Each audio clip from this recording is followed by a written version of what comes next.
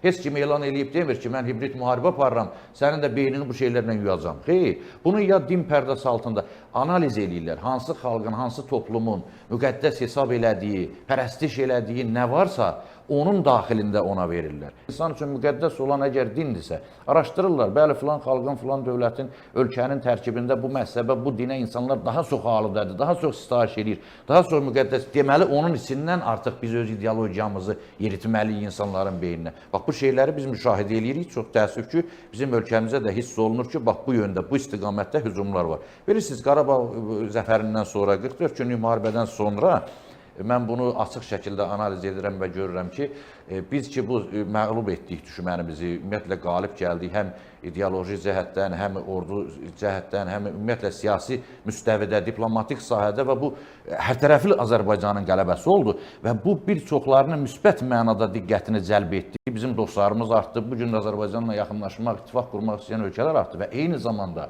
bizim düşmənlərimiz də ki, gizli düşmənlər, eyni zamanda açıq düşmənlər ki, artıq bir, necə deyərlər, bir təhdid kimi, bir rəqib kimi görməyə başladılar. Və nəticədə bu cür hibrid əsasən sahədə ki, diplomatiya meydanında bacarmırlar. Açığı, Azərbaycanın xarici siyasəti qarşısında yəni çətindir bu ki, düşmənin gəlib qalib gəlməsi və yaxud da ki, hansı bir alternativ məsələ ortaya qoyması ki, biz bu müharibədə, bu savaşda bu ki, dünyanın 8-ci möcüzəsi hesab oluna bilər, müasir dövr üçün ki, indi torpaq azad etmək, işğaldan hansısa bir yer qurtarmaq bir möcüzə hesab olunmalıdır və bu da Azərbaycanın bir möcüzəsidir. Təbii ki, bunun da qarşısında qeyd etdiyim kimi, bax, bu təhdidlər artmaqdadır. Biz özümüzü qorumalıyıq.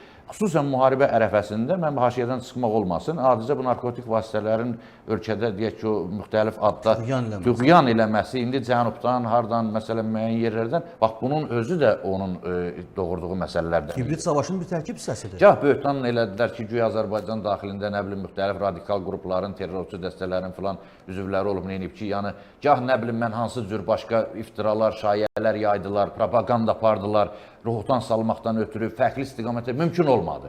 Axırı neynədilər? Bax, bu cür narkotik vasitələrin təzyiqi və eyni zamanda fiziki bədənləri zəhərləməklə yanaşı, insanların beynini, mənəviyyatını, bax, bu yanlış ideologiya ilə din pərdəsi altında xüsusilə hibrid